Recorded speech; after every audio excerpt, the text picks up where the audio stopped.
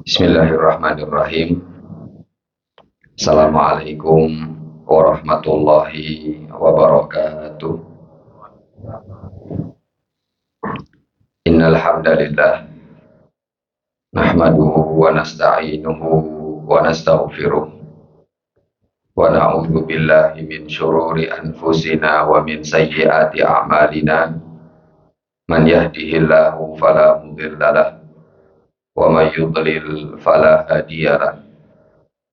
Asyhadu an la ilaha illallah wahdahu la syarikalah wa asyhadu anna Muhammadan abduhu wa rasuluhu wa safiyuhu wa khaliluh salawatullahi wa salamuhu alaihi wa ala alihi wa ashabihi wa man tabi'ahum bi ihsanin ila yaumiddin wa sallama tasliman katsira.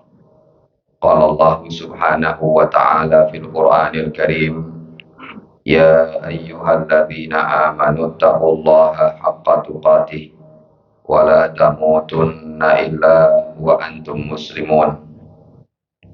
Ya ayyuhan nasu taqu rabbakumul ladzi khalaqakum min nafsin wahidah wa khalaqa minha zawjaha wa batha minhuma rijalan katsiran wa nisaa wattaqullaha alladzi tasaaluna bihi wal arham innallaha kana 'alaikum raqiba. Ya ayyuhalladzina amanu taqullaha wa qulu qawlan sadida yuslih lakum a'malakum wa yaghfir lakum dhunubakum wa may yuti'illaha wa rasulahu faqad faza fawzan 'azima. Amma ba'du, fa inna asdaqal hadithi kitabullah wa khairal hadi hadiyu Muhammadin sallallahu alaihi wasallam wa syarral umuri muhdatsatuha wa kullu muhdatsatin fid dini bid'ah wa kullu bid'atin dhalalah wa kullu dhalalatin finnar. Ikhwani fid din wa akhwati, Bapak Ibu jamaah Masjid Baitur Rahim yang semoga dirahmati oleh Allah Subhanahu wa ta'ala. Pertama dan yang paling utama, kita bersyukur kepada Allah Subhanahu wa ta'ala masih diberikan oleh Allah ta'ala berbagai macam nikmatnya. Nikmat sehat, nikmat kesempatan, nikmat berbagai macam nikmat yang lain yang Allah ta'ala menyampaikan, wa in ta'uddu ni'matallahi la tuhsuha. Sekiranya kalian menghitung-hitung nikmat Allah Subhanahu wa ta'ala, maka niscaya kalian tidak akan mampu untuk menghitung nikmat Allah tersebut. Allah ta'ala berfirman, walladzi akhrajakum min butuni ummahatikum la ta'lamuna syai'a. Allah lah yang telah mengeluarkan kita semua dari rahim ibu kita masing-masing. Saat itu kita nggak ngerti apa-apa. Saat itu nggak bisa bicara, saat itu nggak bisa melihat dengan sempurna, saat itu tidak bisa mendengar dengan sempurna, makan pun juga belum bisa sempurna. Wa ja'ala lakumus sam'a wal absara wal afidah. Setelah itu Allah Ta'ala anugerahkan telinga dengan sempurna. Allah Ta'ala anugerahkan mata penglihatan dengan sempurna. Dan Allah Ta'ala anugerahkan hati serta akal fikiran dengan sempurna. Qalilam ma tashkurun. Namun kata Allah, sedikit di antara hamba-hambaku yang bersyukur kepada Allah Subhanahu wa ta'ala. Maka di kesempatan yang baik ini, ana mewasiatkan atau menasihati diri saya pribadi dan juga Bapak Ibu semua, mari kita bersyukur kepada Allah Subhanahu wa taala. La in syakartum la azidannakum. Kalau kita bersyukur pasti nikmatnya ditambah oleh Allah Subhanahu wa taala. Kita patut bersyukur masih dimudahkan oleh Allah taala untuk bisa ketemu malam hari ini, untuk bisa duduk di masjid ini, untuk bisa menuntut ilmu. Di waktu yang sama, di luar sana, banyak orang yang mungkin tidak diberikan hidayah oleh Allah Subhanahu wa Ta'ala untuk menuntut ilmu. Di luar sana, banyak orang yang mungkin lego, nggak ada kegiatan, tapi tidak memaksimalkan waktunya untuk belajar. Tapi panjenengan yang mungkin sibuk luar biasa, namun masih diberikan oleh Allah Ta'ala kesempatan untuk belajar, maka ini nikmat yang patut untuk disyukuri. Tadi saya sampaikan, la in syakartum la azidannakum. Sekiranya kita bersyukur atas nikmat ini, maka insya Allah Allah Ta'ala akan berikan nikmat-nikmat tersebut, tambahan nikmat yang lain untuk kita semua. Yang kedua, sholawat beserta salam semoga selalu tercurah kepada Nabi kita Muhammad Sallallahu Alaihi Wasallam beserta keluarga beliau, sahabat beliau, dan juga kepada seluruh umat beliau yang tetap teguh berpegang dengan ajaran dan juga sunnah-sunnah beliau hingga hari kiamat kelak. Bapak Ibu jamaah yang semoga dirahmati oleh Allah Subhanahu wa Ta'ala, ana atau saya akan mulai kajian malam hari ini dengan sebuah pertanyaan dari para sahabat Nabi Muhammad Shallallahu Alaihi Wasallam. Suatu ketika selesai perang Uhud, para sahabat pernah bertanya kepada Rasul Shallallahu Alaihi Wasallam. Pertanyaan ini juga diabadikan oleh Allah Ta'ala dalam Al-Quran. Mereka bertanya-tanya, kenapa kok mereka bisa kalah di perang Uhud? Padahal perang sebelumnya, apa nama perang sebelumnya? Perang Badar. Di perang Badar, sahabat Nabi Muhammad menang. Pasukan kaum muslimin jumlahnya 300 sekian, pasukan orang kafir jumlahnya 1000. Di perang Uhud, pasukan kaum muslimin jumlahnya 700, pasukan orang kafir jumlahnya sekitar 3000. Ketika kalah di perang Uhud, maka para sahabat ketika itu bertanya-tanya, kenapa kok kita bisa kalah? Kemudian Bapak dan Ibu jamaah yang semoga dirahmati oleh Allah Ta'ala, kemudian Allah Ta'ala menyampaikan, iyam saskum qarhun faqad massal qawma qarhum mithluh wa tilkal ayyamu nudawiluha bainan nas. Allah Ta'ala menyampaikan, sekiranya kalian mendapatkan kekalahan, maka sebelum kalian sekelompok orang yang lain mereka juga tertimpa kekalahan. Wa tilkal ayyamu nudawiluha bainan nas. Seperti itulah hari yang kami pergilirkan di tengah manusia. Artinya hari ini kita menang, besok bisa jadi kita kalah. Kemarin kita kalah, bisa jadi hari ini kita menang. Kemarin kita senang, hari ini bisa jadi kita sedih. Hari ini kita sedih, bisa jadi besok tambah sedih. Ya. Hari ini senang, besok tambah senang. Pokoknya nggak ada kebahagiaan yang abadi, tidak ada kesenangan yang terus-menerus, sebagaimana tidak ada kesedihan yang terus-menerus. Yang namanya hidup seperti roda, kadang di atas, kadang juga di bawah. Makanya Allah Ta'ala berfirman, wa tilkal ayyamu nudawiluha bainan nas. Maka seperti itulah hari-hari yang kami pergulirkan, yang kami gilir-gilirkan di tengah manusia. Hari ini saya yang senang, jenengan yang sedih. Besok jenengan yang sedih, saya yang senang. Hari ini atau jam ini jenengan yang enak, saya mungkin gak enak. Besok bisa jadi saya yang enak, jenengan yang gak enak. Allah Ta'ala berfirman, la tarkabunna tabaqan an tabaq. Seperti itulah kami jalankan manusia dari satu fase menuju fase yang lain. Tidak ada sesuatu yang stagnan. Stagnan itu anteng, nggak mungkin ada. Jadi pasti yang namanya sedih, yang namanya senang itu suatu hal yang akan dilewati oleh setiap manusia. Kemudian Bapak Ibu yang semoga dirahmati oleh Allah Subhanahu wa taala. Terkadang kita semua atau mungkin saya pribadi pernah terjebak atau ditakdirkan oleh Allah taala dalam keadaan yang mungkin kita nggak senang. Kita dijebak oleh keadaan, ditakdirkan oleh Allah taala dalam kondisi yang bukan lagi nol, tapi dalam kondisi yang sampai minus. Yang lebih parahnya, yang lebih menyakitkan, yang lebih menyedihkan adalah mungkin ada orang-orang yang dahulu pernah kita bantu. Ada orang-orang yang dahulu mungkin pernah kita harapkan. Ketika kita sedang jatuh, ternyata mereka yang kita harapkan semuanya ikut pergi. Teman, tetangga, kerabat, karib, sahabat, saudara, yang mungkin saat kita sedang punya masalah, mereka semuanya ikut pergi. Yang tadinya tanpa perlu kita telepon, mereka yang telepon. Sekarang ketika kita punya masalah, kita telepon, nggak pernah diangkat. Yang tadinya mereka datang pinjam utang, saat kita punya masalah, kita telepon mau utang, mereka semuanya tidak ada yang angkat. Yang tadinya kita harapkan, mereka semua pergi. Na'udzubillah, bisa jadi ada seseorang laki-laki yang sampai ditinggal istrinya karena suaminya jatuh. Ada seorang istri yang juga ditinggal suaminya karena istrinya mungkin jatuh sakit dan lain sebagainya. Terkadang Bapak Ibu yang semoga dirahmati oleh Allah Ta'ala, kita terjebak dengan hal itu semua. Semua harapan sudah pupus. Semua keinginan sudah bingung kita mau kemana. Semua pintu kayaknya sudah tertutup.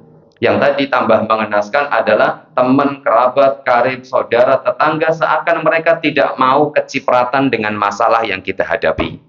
Maka saat itu kata Ibnu Rajab Al-Hambali rahimahullahu ta'ala, beliau pernah menyampaikan kurang lebih maknanya bahwa terkadang kita terjebak dengan kondisi seperti itu, sudah sedih, sudah banyak masalah, dan semua orang-orang yang kita harapkan juga ternyata mereka pergi meninggalkan kita semua, seakan-akan mereka tidak mau kecipratan masalah yang kita sedang hadapi. Maka saat itu ingatlah, ini kata Ibnu Rajab Al-Hambali rahimahullahu ta'ala kurang lebih, maka ingatlah saat itu bisa jadi Allah Ta'ala ingin kita semua untuk kembali kepada Allah Ta'ala.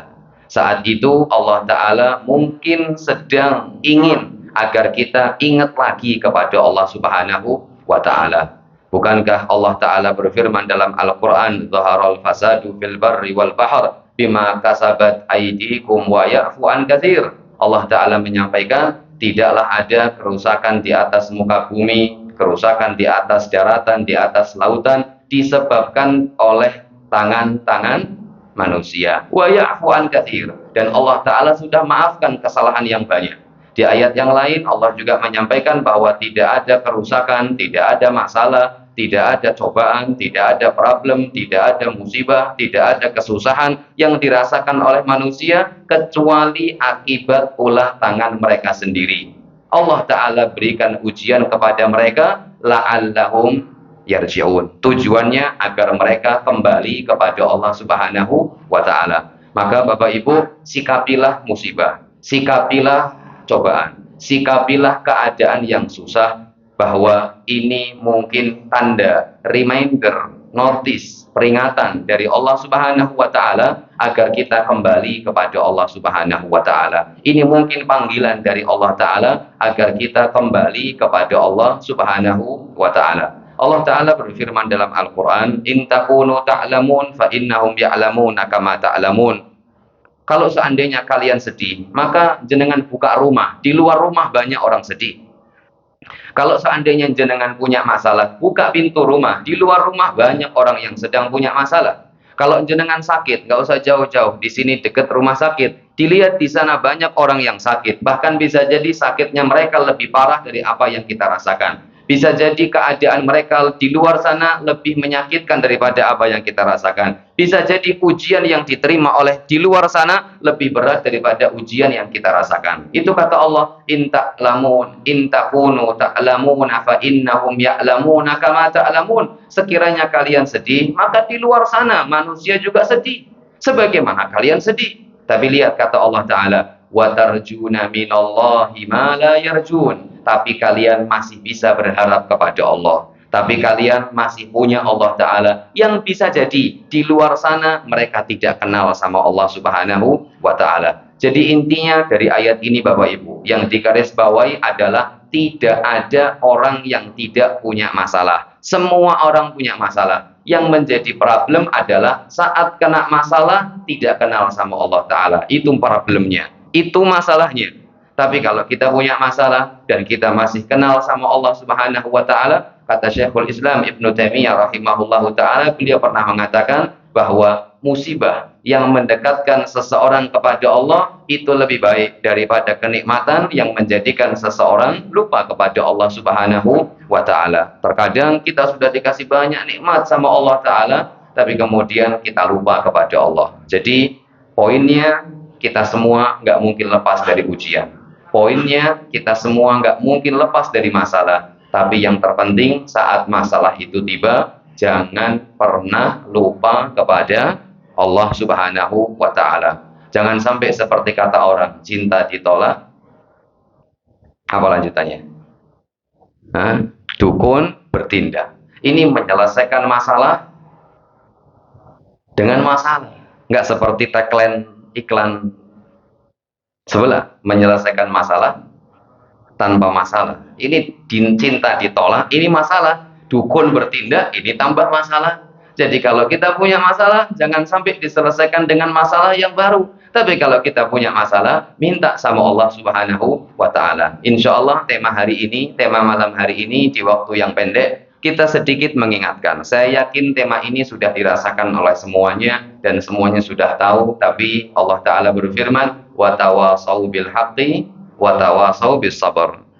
Wal 'asr innal insana lafi khasr illa alladziina amanu wa 'amilus shalihati wa tawasau bil haqqi wa tawasau bis sabr. Allah Ta'ala berfirman, demi masa seluruh manusia mereka rugi kecuali 4 orang. Kata Allah Ta'ala, semua manusia rugi kecuali 4 orang. Pertama, illal ladzina amanu, kecuali orang yang beriman. Wa 'amilus shalihat, yang kedua orang yang beramal saleh. Wa tawasau bil haqqi, yang keempat wa tawasau bis sabr, dan yang ketiga adalah orang yang saling menasehati di atas kesabaran, di atas kebenaran, dan yang keempat adalah orang yang saling menasehati di atas kesabaran. Sehingga orang yang saling menasehati inilah orang-orang yang tidak rugi di atas dunia.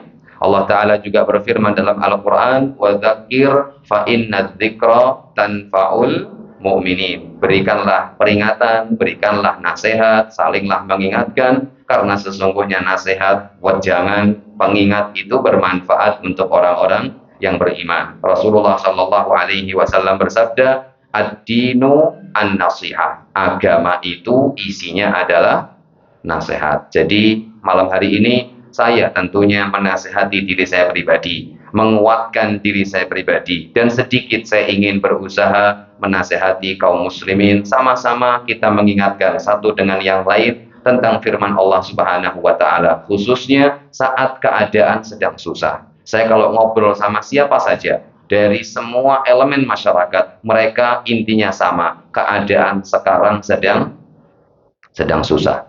Teman yang jual cilok ya sama, sepi cilok kita. Teman yang jual biting ya sama, bitingnya juga sepi. Teman yang gojek juga sama, gojeknya juga sepi. Teman yang jual rumah makan juga dia mengatakan rumah makannya omsetnya juga sepi. Teman yang punya pabrik ayam juga mengatakan ayamnya juga sepi. Sudah, ini dirasakan oleh semuanya. Jadi kondisi memang susah, maka di kesempatan ini sedikit kita sama-sama mengingatkan diri kita pribadi. Sesusah apapun kita masih punya Allah Subhanahu wa Ta'ala. Jangan sampai keadaan kita seperti keadaan orang yang tidak kenal Allah Subhanahu wa Ta'ala.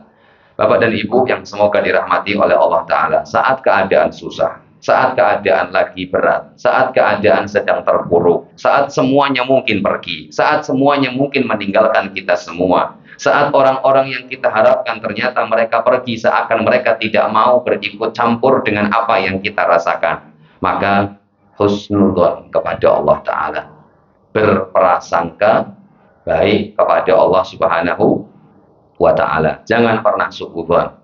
Allah Ta'ala menyampaikan dalam hadits qudsi, Rasulullah SAW bersabda, Allah Ta'ala berfirman, ana inda dhanni abdi bi. Sesungguhnya saya tergantung dengan prasangka hamba saya. Kalau hamba saya berprasangka baik, maka saya berikan sesuai dengan yang dia prasangkakan. Kalau hamba saya berprasangka buruk, maka saya juga akan berikan kepadanya sesuai dengan apa yang dia prasangkakan. Jadi kalau kita menghadapi keadaan apapun, tetap husnudzon kepada Allah Subhanahu wa Ta'ala.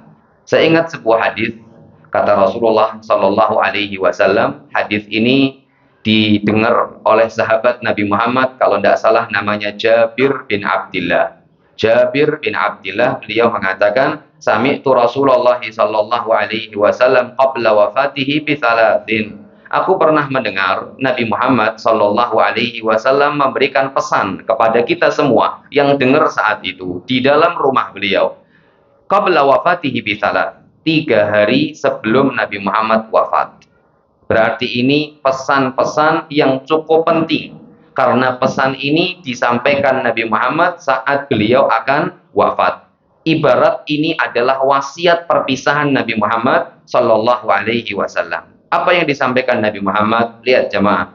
Kata Rasulullah SAW, la yamutanna ahadukum illa wa huwa yuhsinu dhanna billah. Jangan sampai seseorang itu meninggal kecuali harus dalam keadaan husnudzon kepada Allah. Saya ulangi lagi, jangan dan tidak boleh siapapun yang akan meninggal dunia, khususnya kita sebagai seorang muslim, tidak boleh meninggal kecuali dalam keadaan husnudzon kepada Allah Ta'ala. Jadi kalau jenengan nengok teman, nengok saudara, nengok kerabat, nengok tetangga yang mungkin sedang di rumah sakit, apalagi keadaannya sudah kritis, ya sudah, dibombong-bombongi. Jangan sampai malah ditakut-takuti. Duh, malas nemen si sampeyan. Ya ki pantes lah ki sampeyan dapat seperti ini, wong biyen nome kok kae. Sudah, jangan. Malas itu langsung ICU-nya langsung ya, langsung meninggal. Priye? Penak ora dirasake saiki kandhani angel sih wingi. Misalkan tonggoku kok ki sedina rong dina bar kuwi mati. Jangan, sudah. Kalau kita mau meninggal dunia, saya dan panjenengan semua mau meninggal dunia, maka pesan Nabi Muhammad, jangan sampai meninggal kecuali dalam keadaan husnudzon. Husnudzon itu berharap kepada Allah, berprasangka baik kepada Allah. Insya Allah dosa saya diampuni. Insya Allah saya termasuk orang baik. Insya Allah anak saya nanti dijaga oleh Allah. Insya Allah istri saya dijaga. Insya Allah semua urusan saya setelah saya meninggal dunia ada yang ngurusi dan Allah Ta'ala yang ngurusi. Pokoknya bombongi hati dan husnudzon kepada Allah. Pupuk husnudzon sebanyak mungkin saat kita sedang atau akan meninggal dunia. Bapak Ibu bisa dilihat. Menurut saya, mungkin bisa jadi saya salah. Tidak ada keadaan yang lebih berat daripada orang yang akan meninggal dunia. Tidak ada keadaan yang lebih susah daripada orang yang akan meninggal dunia. Rasulullah Shallallahu Alaihi Wasallam beliau pernah menyampaikan dalam sebuah hadis yang sahih, beliau bersabda, innalil mauti lasakarat. Ketahuilah sesungguhnya kematian itu punya fase-fase yang sangat berat. Kalau orang kita mungkin diterjemahkan sekarat. Sekarat itu mungkin sering kita dengar dengan istilah nazak, seperti itu. Itu kondisi yang berat, kondisi yang tidak gampang. Saya nggak bisa menjelaskan bagaimana beratnya orang yang mau mati karena saya belum pernah mati. Saya mungkin bisa menjelaskan kepada jenengan bagaimana beratnya orang mati ketika saya mungkin mau mati tapi nggak jadi mati. Jenengan mungkin punya teman yang pernah melewati kondisi kritis, bahkan mungkin sampai koma, atau tanya kepada orang-orang yang kalau orang Jawa bilang ini orang nemu nyawa. Tanya sama orang seperti itu, gimana kondisinya saat dia mungkin sedang kritis, berat, susah, payah. Dan Nabi Muhammad, walau dalam keadaan berat mau mati sekalipun, yang tadi kata Rasulullah, innalil mauti lasakarat, sesungguhnya kematian itu punya fase-fase sekarat dan sangat berat, tapi saat-saat seperti itu tetap diminta untuk husnudzon. Dan saya kira, sependek yang saya tahu, bisa jadi saya salah, tidak ada sekali lagi keadaan yang mungkin dirasakan oleh seorang hamba yang lebih berat, yang lebih susah daripada dia akan mati. Tapi walaupun keadaan seperti itu, tetap diminta untuk husnudzan kepada Allah Subhanahu wa taala. Orang mau meninggal dunia mungkin sudah terkapar di atas mejanya atau di atas kasurnya.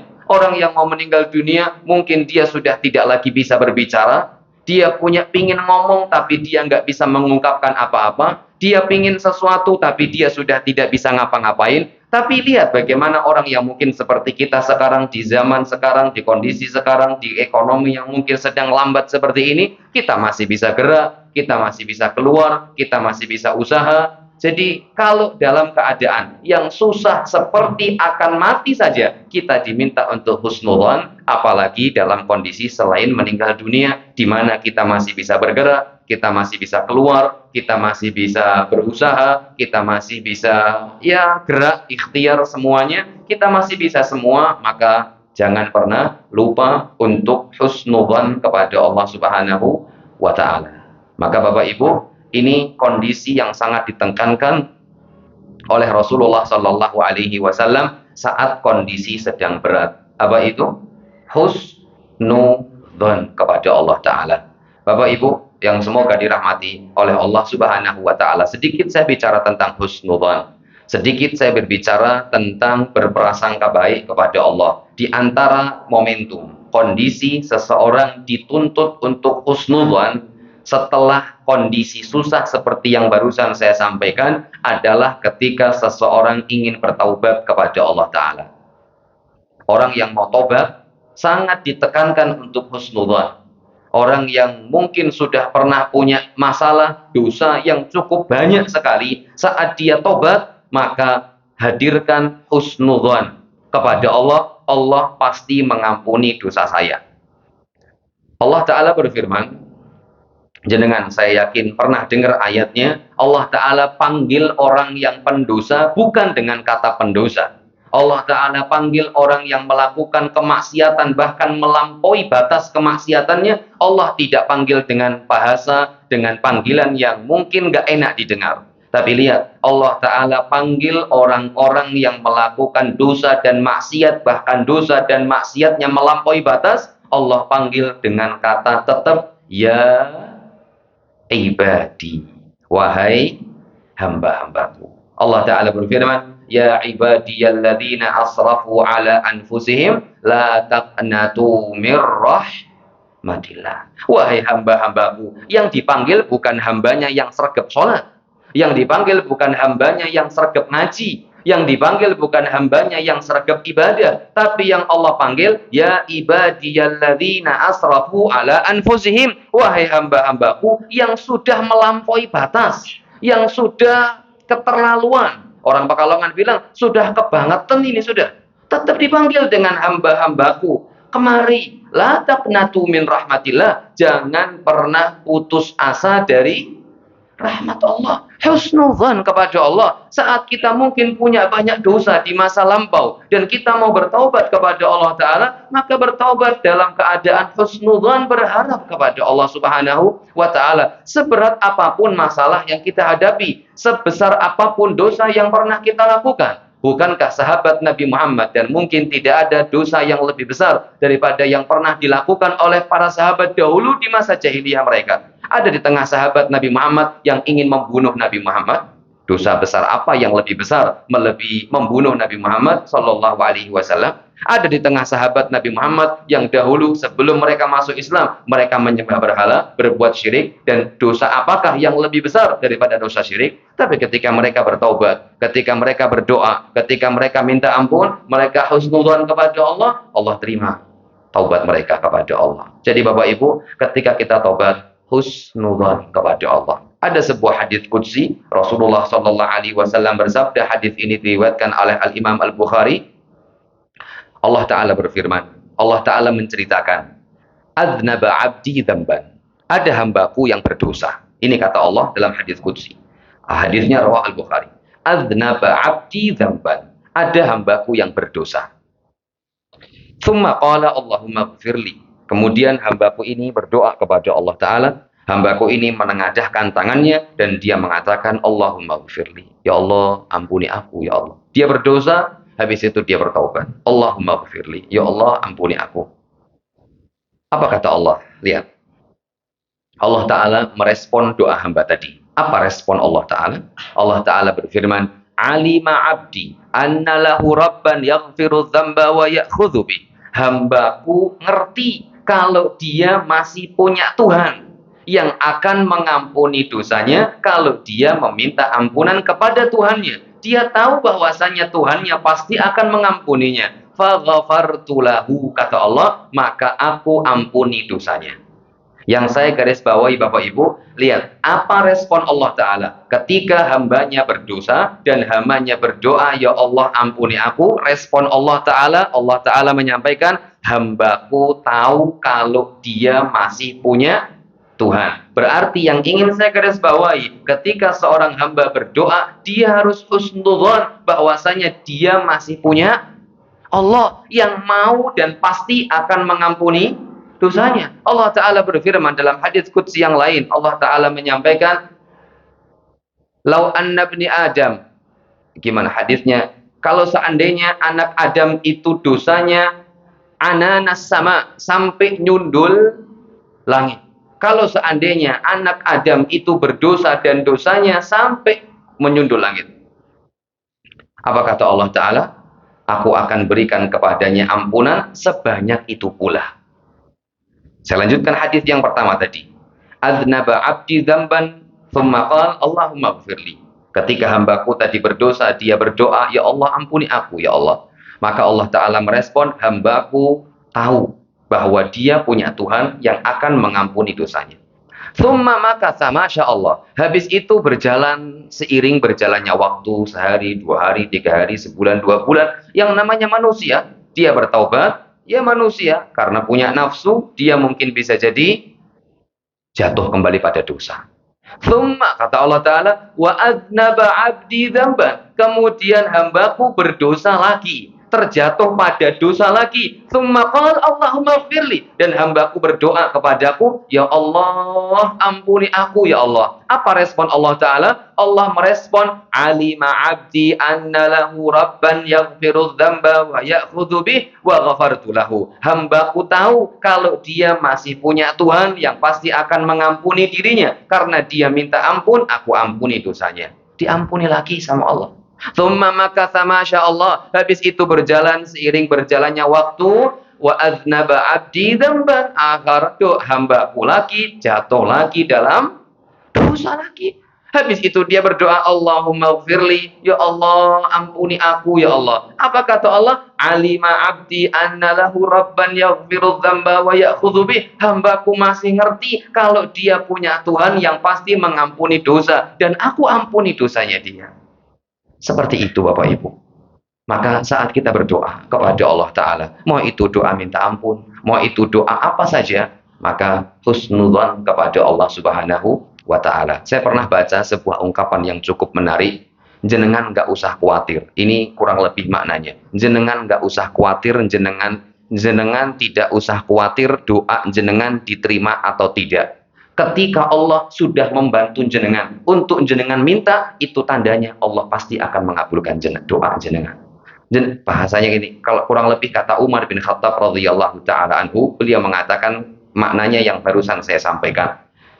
Seorang hamba atau saya, kata Umar bin Khattab, la yahummuni istijabatu doa. Enggak penting bagi saya doa saya diijabah atau tidak. Yang penting saya sudah dimudahkan oleh Allah untuk berdoa. Ini sudah tanda dan isyarat bahwa saya pasti akan diberikan sesuai dengan apa yang saya minta. Karena Allah Ta'ala berfirman, wa qala rabbukum ud'uni astajib lakum. Dan Allah Ta'ala berfirman, innallaha la yukhliful mi'ad. Jenengan tidak usah khawatir doa saya diterima atau tidak ya. Doa nanti saya bakal diterima atau tidak ya sama Allah Ta'ala. Nggak usah khawatir. Karena Allah Ta'ala menyampaikan, ud'uni astajib lakum. Doalah kalian kepada aku, pasti akan aku beri. Dan Allah Ta'ala berfirman, innallaha la yukhliful mi'ad. Sesungguhnya Allah tidak akan mungkin mengingkari janji. Ketika jenengan sudah berdoa, jenengan ngangkat tangan, wallahi, ini bukan karena kerentekan kita bersama, bukan. Tapi Allah lah yang memudahkan hati panjenengan, kemudian jenengan mengangkat tangan, kemudian jenengan berdoa. Ini semua adalah rentetan taufik dan kemudahan dari Allah. Tidak ada seorang hamba yang bisa mengangkat tangannya dari bawah ke atas, pendek, nggak berat, nggak susah. Tapi kalau tidak diberikan kemudahan oleh Allah, nggak mungkin seseorang bisa berdoa kepada Allah Ta'ala. Nah, ketika jenengan dimudahkan oleh Allah untuk angkat tangan berdoa, apalagi bisa menangis, nggak usah khawatir. Doa jenengan pasti diijabah oleh Allah Ta'ala. Yang penting, husnuzan. Ibu dan Bapak yang semoga dirahmati oleh Allah, jenengan boleh lihat dalam Al-Quran, saya nggak sebutkan semuanya, ketika redaksi ayat itu berbicara tentang doa, ketika redaksi ayat itu berbicara tentang doa, mesti disebut nama Allah. Kalau tidak Sami' Alim, atau keduanya Sami'un Alim. Innallaha la sami'ud du'a. Rabbana taqabbal minna innaka antas sami'ul alim. Ketika redaksi ayat itu bicara tentang doa dan permintaan, Allah Ta'ala sebutkan salah satu atau kedua nama Allah Ta'ala langsung. Kalau tidak Sami'un, Alimun, kalau tidak dua-duanya. Sami'un, Alim. Apa artinya Sami'? Maha mendengar. Apa artinya Alim? Maha melihat. Maha Alimun. Maha mengetahui. Kenapa? Dalam konteks dan redaksi doa, ada nama Allah Sami' dan ada nama Allah Alim. Kata para ulama, ringkasnya Bapak Ibu, karena Allah Ta'ala ingin memberikan pesan kepada kita semua, ketika kita berdoa, kita doa sama Tuhan yang Sami', Tuhan yang Maha mendengar. Doa kita berarti pasti didengar. Dan yang kedua, Allah Ta'ala menyebutkan Alimun, Maha mengetahui.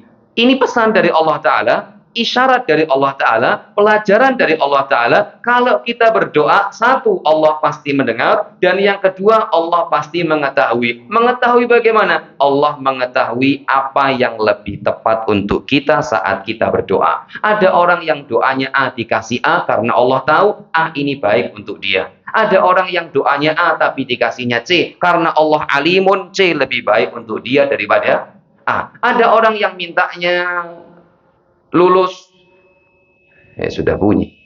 Ada orang yang ini bunyi pertama atau bunyi, ada di masjid-masjid bunyinya 2 kali. Ini sudah bunyi, ya sudah selesai semua. Oke, Bapak Ibu, saya ulangi lagi, Sami'un, Allah Maha mendengar. Yang kedua, Alimun, Allah Maha mengetahui. Jadi kalau dengan doa, ingat Allah pasti dengar doa saya. Dan ketika Allah tidak kabulkan doa saya, bukan berarti Allah nggak mendengar, dan bukan berarti Allah tidak mengetahui. Allah dengar dan Allah tahu. Namun Allah tahu mana yang terbaik untuk kita semua. Jadi apapun yang terjadi, husnuzan. Terakhir. Biasanya sunnatullah itu sudah menjadi sunnatullah itu ya paham ya, sunnatullah lah sudah menjadi sunnatullah, sudah menjadi ketetapan Allah Ta'ala. Biasanya pertolongan, solusi, kemudian jalan keluarnya munculnya saat kita sudah bingung mau kemana lagi, sudah ini tidak bisa, itu tidak bisa, semuanya sudah kita upayakan dan sudah kita coba. Habis itu kita mungkin pupus sudah harapan, tahu-tahu warzuqhu min haitsu la yahtasib. Muncul rezeki, muncul solusi dari arah yang tidak disangka. Maka apapun kondisinya, malam akan semakin gelap, itu tandanya fajar segera menyingsing, segera muncul. Semakin gelap, semakin peteng, semakin mencekam, sediluk maneng subuh. Sebentar lagi fajar akan menyingsing. Semakin berat, semakin susah, semakin masalah datang, maka ingatlah, inna ma'al usri yusra. Inna ma'al usri yusra. Jenengan boleh lihat semuanya di cerita para nabi, mereka semua husnudzon, dan Allah berikan sesuai dengan apa yang mereka prasangkakan kepada Allah. Nabi Muhammad, saya nggak cerita semuanya, simpel-simpel saja, pendek-pendek saja. Nabi Muhammad saat berada di gua bersama dengan sahabat tercintanya, siapa itu? Abu Bakar As-Siddiq radhiyallahu taala anhu. Bersama dengan Abu Bakar As-Siddiq, Abu Bakar mengatakan, ya Rasulullah, seandainya orang-orang Quraisy di luar gua ini mereka lihat ke bawah, niscaya mereka ngelihat kita semua. Apa kata Rasulullah? Beliau husnudzan, la tahzan, innallaha ma'ana. Nggak usah khawatir, nggak usah sedih, Allah bersama kita. Ketika Nabi Musa berada di kondisi belakang Fir'aun, depan Laut Merah, sudah bingung mau kemana lagi. Belakang Fir'aun, depan Laut Merah. Saya cerita seperti ini sama anak-anak murid-murid, belakang musuh, depan lautan. Ustadz kan bisa ke kanan, bisa ke kiri. Ya betul juga. Memang anak kecil ya memper seperti itu ya. Ya maksudnya ini gambaran bahwa sudah terpojok. Jangan juga jangan ikut-ikutan. Ustadz bisa ke kanan, bisa ke kiri. Sudah terpojok, sudah bingung mau kemana lagi. Qala ashabu Musa inna lamudrakun. Allah Ta'ala berfirman, falamma tara al-jam'ani qala ashabu Musa inna lamudrakun. Ketika dua kelompok ini sudah saling bertatap muka, saling berhadap-hadapan, inna lamudrakun, maka teman-teman Nabi Musa, sahabat Nabi Musa, Bani Israel, mereka mengatakan, wahai Musa, kita pasti mati. Lihat kondisi yang dialami Nabi Musa adalah kondisi bukan lagi makan nggak makan, tapi kondisi mati atau hidup. Mati atau hidup. Kalau hidup juga nggak mungkin dibiarkan. Kalaupun mati nggak mungkin langsung mati. Tapi mungkin akan disiksa terlebih dahulu oleh Fir'aun jika memang ketangkap sama Fir'aun. Sudah. Mati sudah wahai Musa. Apa kata Nabi Musa? Tetap husnudzan. Kala inna ma'iya rabbi sayahdin. Nggak mungkin mati. Karena saya masih punya Allah Ta'ala. Lihat Nabi Ibrahim alaihissalam. Ketika Nabi Ibrahim diletakkan di manjalik. Manjalik itu seperti ketapel. Kemudian dilemparkan. Dan sebelum dilemparkan ada riwayat yang mengatakan Ibrahim didatangi sama Jibril. Apakah butuh bantuan? Apa kata Nabi Ibrahim? Amma minka fala amma minallahi fana'am. Kalau jenengan yang bantu, saya nggak butuh bantuan jenengan. Tapi kalau Allah, ya saya butuh bantuan oleh Allah Ta'ala. Ketika dilempar, hasbunallah wa ni'mal wakil. Ketika sudah sampai di apinya, Allah Ta'ala berfirman, ya naru kuni bardan wa salaman ala Ibrahim. Wahai api, jadilah dingin. Itu kata para ulama, kalau Allah Ta'ala cuma bilangnya wahai api jadi dingin, Ibrahim juga tersiksa. Tapi Allah Ta'ala mengatakan, wahai api jadilah dingin dan jadilah mensejahterakan. Jadi di dalam itu sepoi-sepoi, adem nggak panas. Allah Ta'ala tetap berikan kepada Ibrahim sesuai dengan prasangka Nabi Ibrahim. Hajar ini ibu-ibu, istrinya Ibrahim, baru punya anak, anaknya baru lahir, ditinggal pergi di tempat yang tidak ada siapa-siapa, nggak ada air, nggak ada orang, nggak ada tumbuhan, nggak ada makanan, nggak ada siapa-siapa, nyenyet, sepi, nyenyet, nggak ada kehidupan sama sekali. Hajar cuma mengatakan, ya Ibrahim, aina tadhab, ya Ibrahim, jenengan mau kemana? Diam, nggak ngomong apa-apa. Memang benar lelaki tidak bercerita. Diam, nggak ngomong apa-apa sudah. Ditanya lagi, ya Ibrahim, aina tadhab? Ya Ibrahim, jenengan mau kemana? Diam, nggak ngomong apa-apa. Tetap jalan aja terus. Sampai yang ketiga, ya Ibrahim, aina tadhab? Wah Ibrahim, jenengan mau pergi kemana? Tetap diam, nggak bergeming, nggak ngomong apa-apa. Habis itu, terakhir ucapannya Hajar, Allahu amaraka bihadza, apakah Allah yang memerintahkan Anda untuk tetap untuk meninggalkan kita semua di tempat ini? Ibrahim cuma mengatakan satu kata, na'am, nggih, jalan lagi. Dengan ibu-ibu kalau punya suami seperti itu gimana itu? Aduh gelo saya ini. La haula wala quwata illa billah. Berat. Nggak ada siapa-siapa, ditinggal sepi sampai perbekalan habis. Allah Ta'ala menolong Nabi Musa saat sudah kepepet. Allah Ta'ala menolong Nabi Ibrahim sudah ketika benar-benar dilemparkan. Allah Ta'ala menolong Nabi Ibrahim dengan Ismail ketika pesonya sudah nempel. Allah Ta'ala menolong Hajar ketika sudah usaha Sofa, Marwa, Sofa, Marwa, Sofa, Marwa 7 kali. Habis itu keluar. Intinya karena sudah muadzan, semuanya tergantung dengan apa yang kita husnudzankan. Allah sesuai dengan prasangka hambanya. Berprasangka baiklah kepada Allah Ta'ala. Wallahu taala alam bisawab. Ini mungkin yang bisa saya sampaikan, kurang lebihnya mohon maaf. Apabila ada tutur kata yang kurang berkenan, saya dimaafkan, dan apabila ada ungkapan saya yang kurang berkenan, kiranya dimaklumi. Semoga Allah taala maafkan kesalahan saya dan kesalahan panjenengan semuanya. Wassalamualaikum warahmatullahi wabarakatuh. Subhanakallah bihamdik asyhadu an la ilaha illa anta astaghfiruka wa atubu ilaik. Assalamualaikum warahmatullahi wabarakatuh.